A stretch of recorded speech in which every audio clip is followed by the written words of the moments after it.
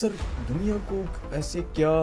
کارروائی کرنی چاہیے بھارت کے خلاف کہ جس سے یہ جو سیبوٹاج ایکٹیویٹیز ہیں بھارت کی ان کو کسی طریقے سے کرٹیل کیا جا سکے؟ یو این میں تو بھارت کے خلاف قرارداد مقبوضہ کشمیر کے اوپر اس کو 70 سال ہونے کو آ رہے ہیں جی اس پہ آج تک انہوں نے نہیں کیا.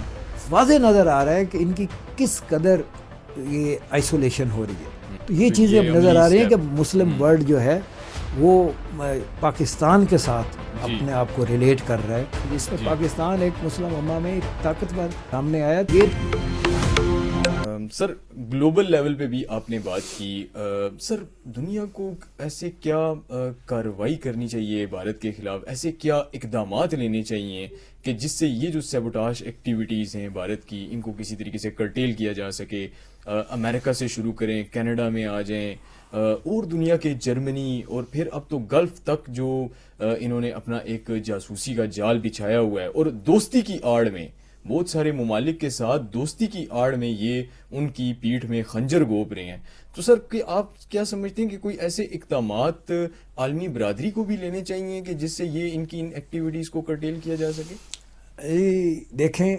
ہر ملک جو ہے نا کوئی اس کے لیے من حاصل کوئی بہت سارے ممالک یا یومن لیول پہ تو جو کچھ ہونا ہے وہ تو ہوتا رہے گا، اس کا کوئی خاص فرق نہیں پڑتا،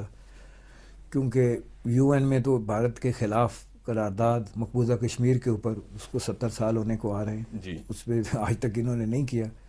لیکن اب چیزیں جو ہو رہی ہیں وہ جو نریندر مودی کر رہا ہے اور جو آر ایس ایس کی حکومت کر رہی ہے بھارت کے لیے، وہ اس میں ہمیں واضح نظر آ رہا ہے کہ ان کی کس قدر یہ آئسولیشن ہو رہی ہے، کس قدر یہ ایکسپوز ہو رہے ہیں دنیا میں. اب آپ ابھی تک نجر سنگھ کے قتل کا واقعہ پورا نہیں ہوتا تو پنو مرڈر پلاننگ سامنے آ جاتی ہے. پنو مرڈر پلاننگ میں پھر آگے کیا کیا نظر آتا ہے، کون کون سے راہ کے آفیسر ڈپلومیٹک انڈر کور میں کہاں پہ موجود ہیں، وہ ابھی پوری اس کی بات گشت جاری ہوتی ہے. تو بشنوئی گینگ جو راہ کا ایک انڈر ورلڈ مافیا گینگ ہے،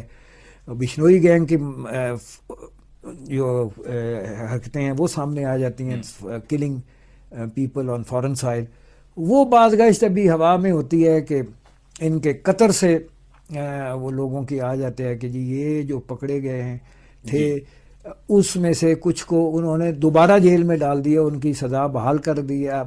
دوبارہ سزا بحال کر دیا جن کی انہوں نے سزا ختم کرائی تھی یا کم کرائی تھی. تو اب وہ قطر کو بھی اندازہ ہو گیا کہ یہ پھر ان کا کویت میں پکڑے جاتے ہیں، تو ان کے آئی ٹی میں پکڑے جاتے ہیں لوگ، ان کے ایران میں بے شمار لوگ پکڑے جاتے ہیں، ان کے سعودی عرب میں، اس گلف سٹیٹس میں. تو گلف سٹیٹ نے تو بہت زیادہ ان کے اوپر اپنا اینٹیناز آن کر لیے. اب آسٹریلیا کے ہم اگلے پروگرام میں آپ کے ساتھ ڈسکس کریں گے کہ آسٹریلیا میں جو ان کے سلیپر سیل کے لوگ پکڑے گئے ہیں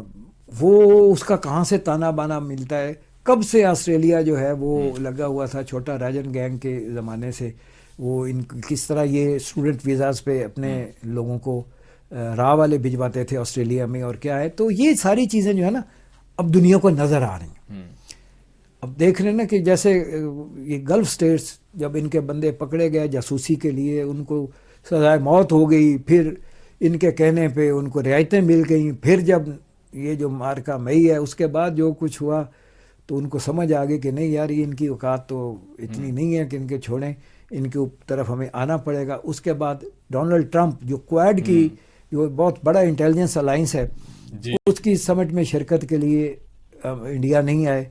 تو ایسے لگتا ہے، بلکہ ایک ان کی جاپان میں کویڈ کی سمت تھی اس میں بھی ان کی نئی ملاقات. تو لگتا ہے کہ یہ جلدی کویڈ جیسے الائنسز جو ہیں ان سے بھی نکلتے چلے جائیں گے، اور بے شمار ایسی چیزیں ہمیں نظر آ رہی ہیں. آپ دیکھیں کہ انہوں نے ابھی ایک مووی ریلیز کی ہے جس میں پاکستان کے بارے میں بہت زیادہ انہوں نے پروپوگنڈا کیا ہے، بیس لیس پروپوگنڈا کیا ہے، بکواس کی ہے. تو پہلی دفعہ تاریخ میں ہوا ہے کہ ساری گلف سٹیٹس نے